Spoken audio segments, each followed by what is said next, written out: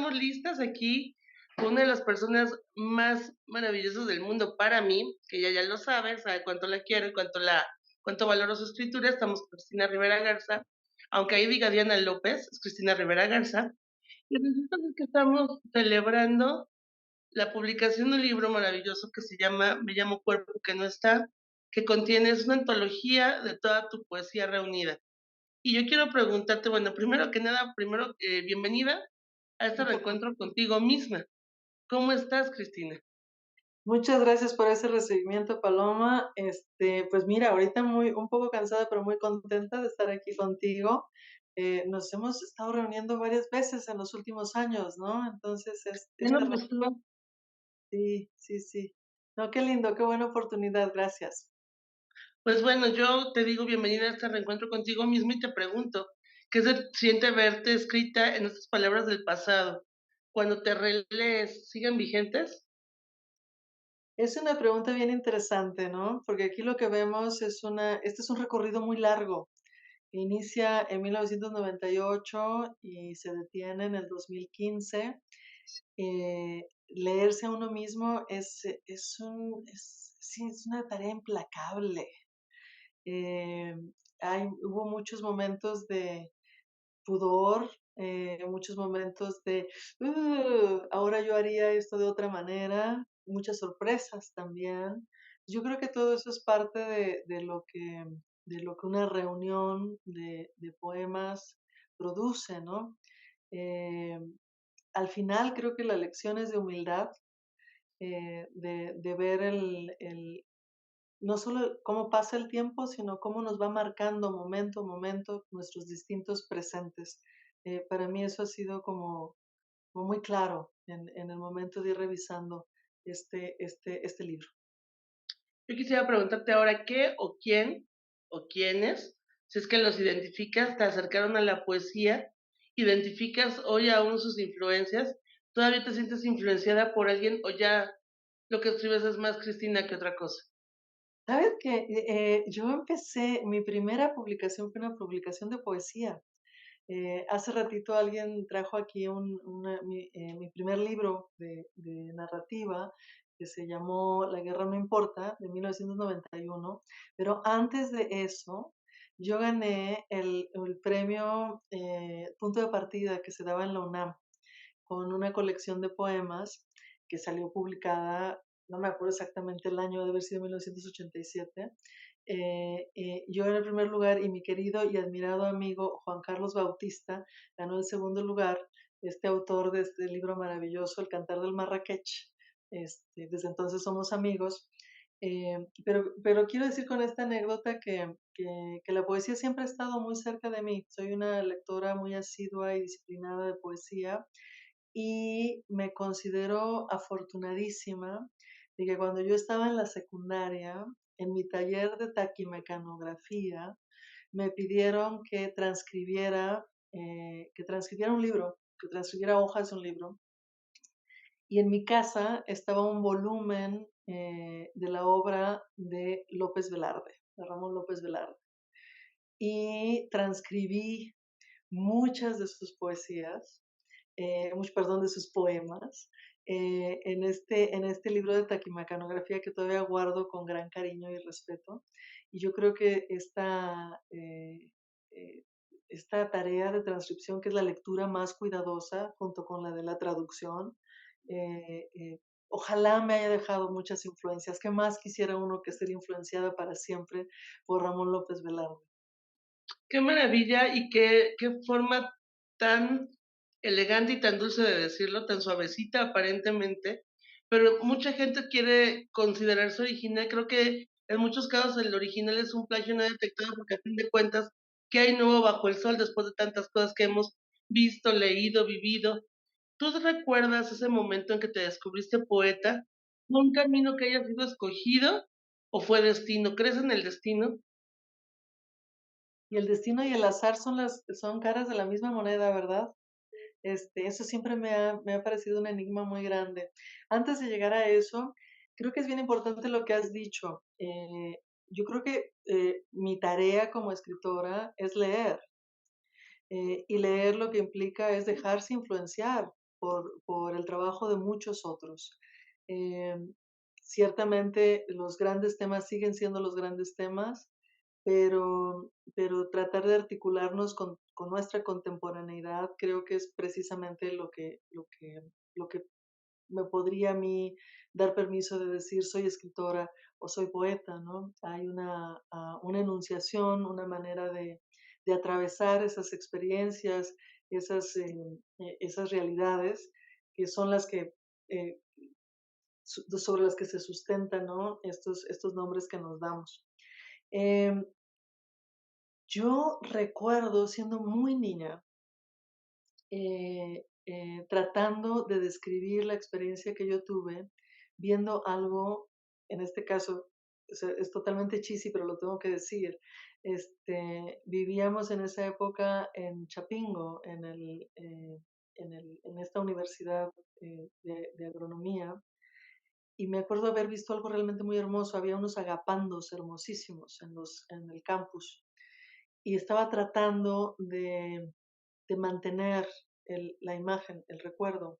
Y estaba tratando de pensar cómo le podría, cómo podría decir esto para que otro no solo viera lo mismo que yo, sino experimentara lo mismo que a mí me había despertado esa visión.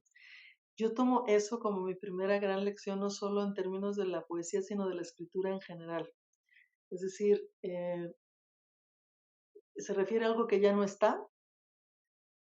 Hay una ausencia radical y hay una experiencia del cuerpo que quieres que alguien más tenga. Eh, para mí sigue siendo un principio muy básico, pero muy cierto.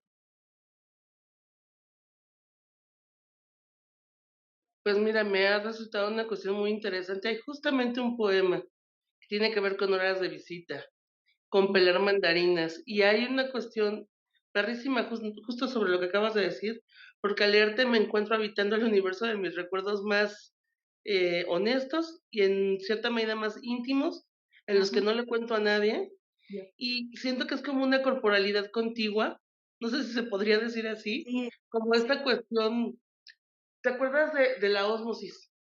Ujú, Esta cuestión de que ojalá me pusiera yo los libros aquí y aprendiera todo lo posible. Bueno, ujú. pues leí aquel poema y creo que sentí lo que tú estabas sintiendo y lo que he sentido en muchas ocasiones al ser la hija que de repente se siente como una decepción porque no somos lo que los otros pusieron como expectativas en nosotros. ¿Cómo Ujú. decides sí de qué escribir y cómo decides dónde te encueras y dónde te tapas un poquito? Ay, qué bonita manera de ponerlo. Sabes que usualmente son muchas cosas, pero la que he logrado detectar es usualmente termino escribiendo de cosas que no puedo entender a la primera, de cosas que no puedo normalizar. Si las puedo decir normalmente en una plática, seguramente son cosas de las que no voy a escribir, porque tiene que estar ahí, este, tiene que haber una cierta resistencia, ¿no? Del objeto o de la experiencia en sí. Y cuando está presente esa resistencia que usualmente se hace de desconocimiento, es algo en lo que voy a estar insistiendo. Insistir es escribir, escribir es esa insistencia, ¿no? Eso por una parte.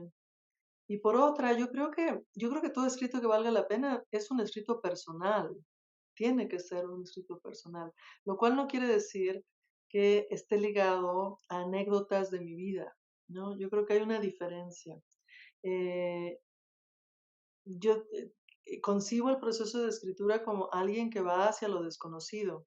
Si no estoy escribiendo de algo que sé, estoy tratando de orientarme en algo que no sé, algo que desconozco radicalmente, algo que me intriga fundamentalmente. Eh, ese ir hacia allá es personal. A veces está habitado por cosas que me han pasado, muchas veces no, ¿no? Pero ese es el ir es lo que es personal, no el contenido en sí, ¿no?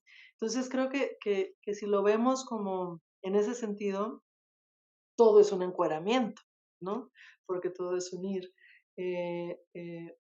Pero sí he tenido mucho cuidado en la utilización de anécdotas o episodios o escenas, ¿no?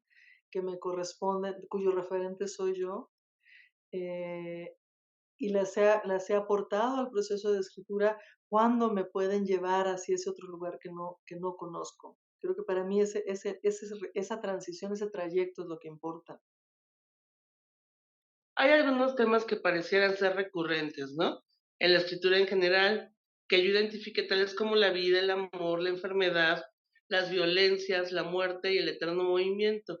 Este movimiento que de repente nos vuelve migrantes y nos vuelve nuevos en diferentes lugares. Eh, ¿Es deliberado o aparecen repentinamente? ¿Cómo organizas tu proceso de escritura? Porque hay quienes son muy ordenados, ya vemos quienes somos un desorden. Bueno, el trabajar con esta colección de libros me ha hecho más consciente de las ciertas continuidades que existen entre unos y otros, ¿no? Del hilvane, digamos, de los ríos subterráneos, habría dicho Inés Arredondo, ¿no? Que están presentes en todos ellos. También me ha hecho consciente de las diferencias, ¿no? O sea, hay un hilvane fino que va de una cosa a otra, pero también hay momentos de ruptura y formas distintas de ir abordando temas que parecen ser el mismo. Eh, Te mentiría si te dijera que tengo un plan, ¿no? Porque como lo que me atrae es precisamente lo que me intriga y lo que no conozco, pues no puedo tener un plan para eso. Sí hay un territorio en común, como lo podemos ver en este volumen, ¿no? Hay comunalidades, hay similitudes, ¿no? Hay un cauce en general amplio, pero no hay una cuestión de mi parte en absoluto prescriptiva o programática. Yo me dejo llevar mucho por los materiales que me atraen. Y el material puede ser una anécdota, puede ser una experiencia, puede ser un sueño, puede ser en general aquello que te digo que se me resiste y que no puedo normalizar fácilmente. Si eso es la materia de lo que escribo, pues está en chino poder programar algo. Y sin embargo, Paloma, como lo podemos ver en el libro, pues hay una serie de obsesiones que no desaparecen con facilidad, pero porque son obsesiones y uno no las ve, ¿no? Entonces también por eso están ahí, no como algo que uno esté controlando, sino precisamente como este lado, que se nos escapa continuamente y que tal vez por eso estamos ahí insistiendo una y otra vez. A fin de cuentas, la causa de la vida y la forma en la que vamos existiendo, ¿no? No hay manera de escapar a eso. Por ahí hay una frase que me encantó en el prólogo, que traté de evitar hasta el final, porque Ujú. no quería, sugestionarme. Conozco la escritura de Sara, me encanta, pero al ser tan buena no quería que se convirtiera en la manera en la que iba a transitar por el libro. Entonces dice por ahí, los poemas de Rivera Garza nunca nos permiten salir ilesos. Y es por eso tal vez que nos atraviesas, Cristina, que tu poesía es como la vida misma. Y pues quien no quiera que le duela, pues que no nazca, dicen por ahí, ¿no? Yo diría quien se atreve a nacer, pues tendría que atreverse también a vivir. ¿Qué es para ti lo poético en este siglo XXI, hablando de estas vidas tan diversas y que a fin de cuentas nos siguen preocupando los mismos temas porque somos los mismos seres humanos? Fíjate que es bien difícil para mí ponerme a hablar de lo poético, de la poesía como algo aparte, algo único, intocado, como un género, ¿no? El género máximo. Y te lo digo porque pues muchos de los trabajos, especialmente los más recientes, tienen que ver con una búsqueda transgenérica, ¿no? Con una búsqueda en estas colindancias de los géneros. Habiendo dicho eso, sin embargo, tengo que confesar que dentro de las múltiples definiciones de qué es la poesía, hay una con la que siempre me quedo, a la que siempre me da material para seguir pensando, y es de la poeta norteamericana Lynn Hajinian, que dijo en alguno de sus libros, bueno, finalmente la poesía es el lenguaje con el que investigamos el lenguaje. Y eso siempre me da materia para pensar.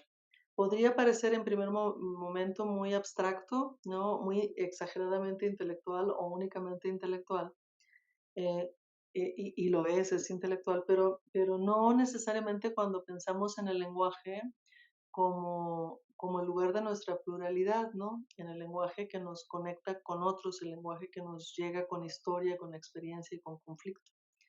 Y yo diría que ahí está el meollo del asunto, por ahí hay algo que me interesa seguir investigando. Y luego me vuelvo a desdecir, porque pues yo creo que eso también se hace en las novelas y eso también se hace en los cuentos, en la narrativa, también es el lenguaje con el que investigamos el lenguaje. O sea, todo depende de los ángulos, de tus materiales, de las cosas que te interese desmantelar, cuestionar, darles la vuelta. Para mí estas tres últimas cosas que he mencionado siguen siendo fundamentales. Cuando la poesía lo hace, incluso la poesía que nos parece honesta, ¿no? Siempre es un trabajo con el lenguaje.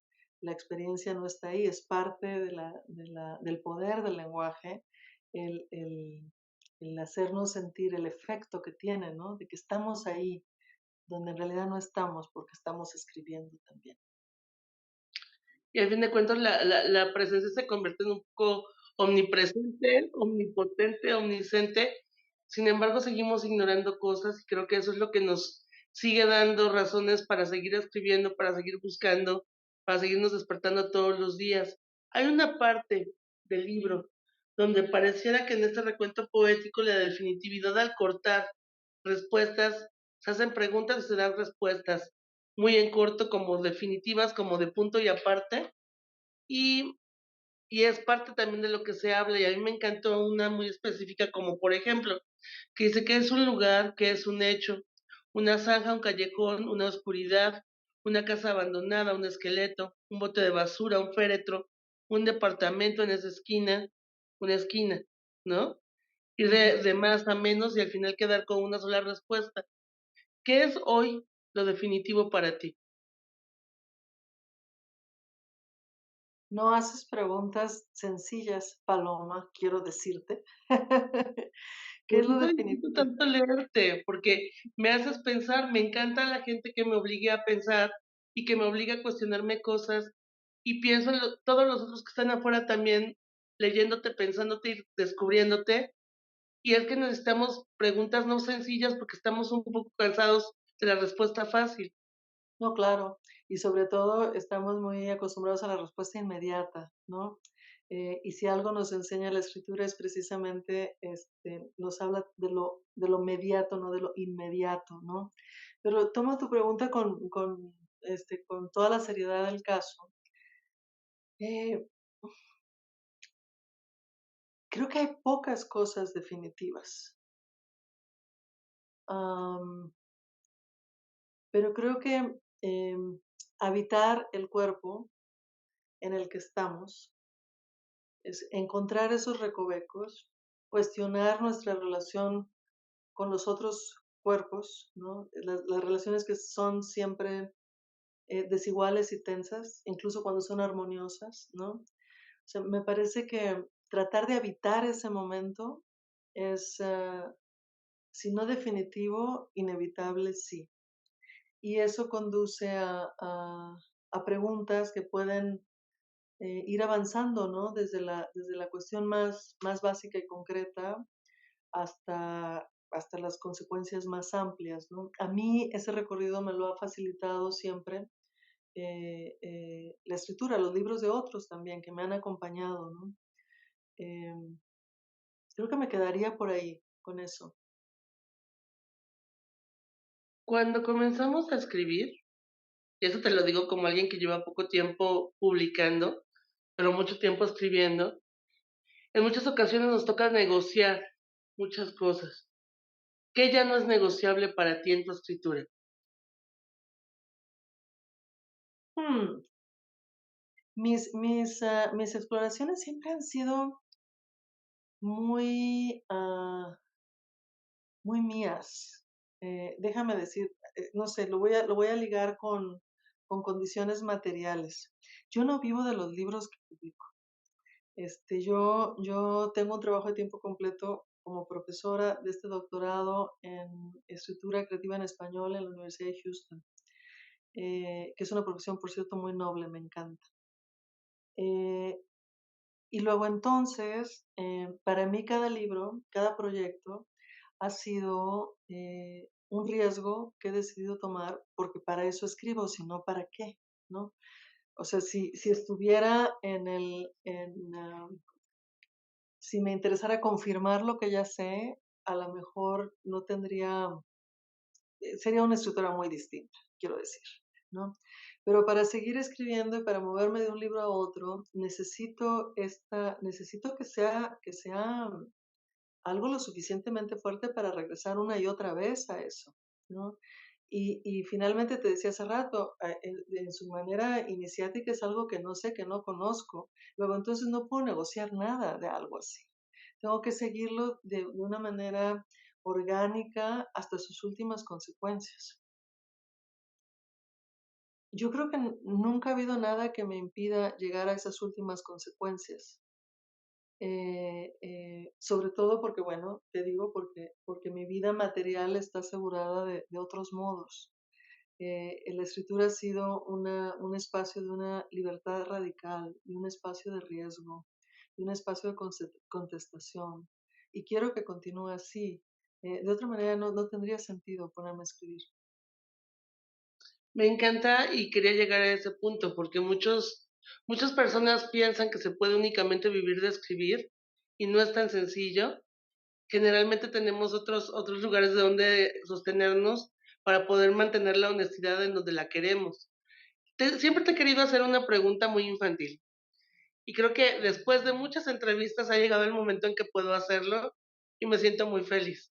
Porque además tú sabes que tú fuiste de una generosidad brutal conmigo, cuando menos te lo imaginaste y para mí marcó un cambio de mi vida cuando gracias a ti yo pude traducir para Emily Hines, algo que Mm, jamás se me va a olvidar y que es una de las razones por las que más cariño siento por ti, ese nivel de generosidad. Y ya, no voy a abundar en eso, sé que te choca. Pero la pregunta infantil es la siguiente, ¿de qué música te rodeas cuando escribes? ¿Escuchas música cuando escribes? Antes lo hacía mucho, fíjate. Y eso depende de cada proyecto. Depende, por ejemplo, en El Mal de la Taiga, la música fue fundamental. De hecho, por eso el libro al final tiene una playlist. No nada más como una especie de adorno, sino porque el sonido de esas melodías específicas, de esas piezas específicas, es también estructural al proceso de búsqueda. Em, yo cuando estoy escribiendo, estoy enunciando lo que voy escribiendo, sobre todo porque tengo que medir muy bien mis frases, tengo que ver si puedo enunciarlas, ¿no? Si le corresponden a mi respiración. Entonces estoy hablando y escribiendo al mismo tiempo. Y eso hace muy difícil compartir otros elementos sonoros, especialmente la música. Pero bueno, te digo, depende de cada proyecto. Lo cierto es que sí me importa mucho la dimensión sonora del lenguaje, y eso no lo digo nada más en cuestión de la poesía, ¿no? De los ritmos, los tonos, etcétera. Yo creo que en general, en la prosa, por supuesto, el elemento sonoro de la prosa y la velocidad del ritmo son fundamentales también. Entonces me interesa, me intriga todas las dimensiones materiales del lenguaje no solo como una herramienta, sino como un medio, ¿no? Como una energía también. Bueno, y la última pregunta. Wow. Después de pasar por artefactos, por máquinas, por papelitos, por anotaciones, cuando escribes, ¿cuál has descubierto que sea el momento perfecto para hacerlo? Y si tienes algún ritual y cómo lo compartes con lo cotidiano de tu vida. Es que no hay momento perfecto. Hace rato hablabas de las condiciones materiales de la escritura, y yo creo que cuando se tiene una noción más bien romántica de la escritura, tendemos a borrar, a no hacer énfasis sobre pues las muchas presiones de la vida cotidiana que también rodean a esta práctica, ¿no? Este, yo creo que se nota siempre más, está más en boca de las mujeres también por cuestiones de la división sexual del trabajo y de lo que nos toca hacer también en en la arena doméstica, ¿no? Si yo me esperara a tener un momento perfecto para escribir, jamás escribiría, ¿no? O sea, pues siempre están las presiones, yo doy clase, tengo que estar leyendo una cosa u otra, hay que pagar la cuenta de la luz, hay que irse al mercado por el mandado, hay que hacer un montón de otras cosas. Tenía una amiga que alguna vez me decía, oye, ¿tu casa se limpia sola? Siempre está muy limpia. Dice, ojalá mi casa se limpie sola, ¿no? Por ejemplo, el trabajo doméstico es algo que hacemos en mi casa los que vivimos ahí, porque creemos que es parte de nuestra responsabilidad también, y manera de cuidar también los objetos que nos rodean. Entonces, bueno, no hay momento perfecto. Lo que sí hay, yo creo, y ha sido muy importante, es establecer una cierta rutina, ¿no? Y eso para mí es una especie de disciplina, se oye muy, muy poco romántico y es poco romántico, pero es muy práctico. Incluso cuando llego a nuevos lugares y sé que me voy a poner a escribir, lo primero que hago es delinear una rutina y tratar de defenderla a viento y marea para que pueda existir, porque cualquier cosa la puede borrar, cualquier cosa la puede cambiar, ¿no? Y no, no tengo ningún ritual en particular. Eh, Ni siquiera he limpiado hace mucho, ahorita me doy cuenta viendo esta pantalla tan limpia, que la pantalla de mi computadora es una cochinada terrible. O sea, ni siquiera he hecho eso. El único ritual es, creo, ¿no? Te digo eso, construir la rutina y defenderla con uñas y dientes, porque nadie más la va a defender sino él y la que está escribiendo. Pues ha sido un placer desde la revista Lee Más de Gandhi, en esta ocasión un poco distinta, entrevistarte, estar contigo en este espacio y sobre todo reencontrarte, que mucha gente lea, que mucha gente lea, que esa se vuelva una nueva pandemia, ya que nos gusta andar con esta moda de las pandemias, de las olas de calor y demás, desnúdense y lean poesía. ¿Algo más que tú quieras agregar? Oye, nada más, no sé cuándo vayan a sacar esto, pero el viernes 23 de junio presentamos el libro, estás invitadísima, por cierto, en la Gandhi de Miguel Ángel de Quevedo. Ahí vamos a leer poesía, platicar de poesía, imaginarnos poesía, etcétera. Entonces, ojalá nos puedan acompañar. Y claro, hay que leerla siempre y compartirla siempre, en todo momento y en todo lugar. Una forma de frenar el calentamiento climático, leer poesía, disfrutar de las letras de Cristina Rivera Garza y como siempre un placer encontrarnos contigo. Te mando un abrazo gigante. Gracias Igual, por tu tiempo. hasta luego.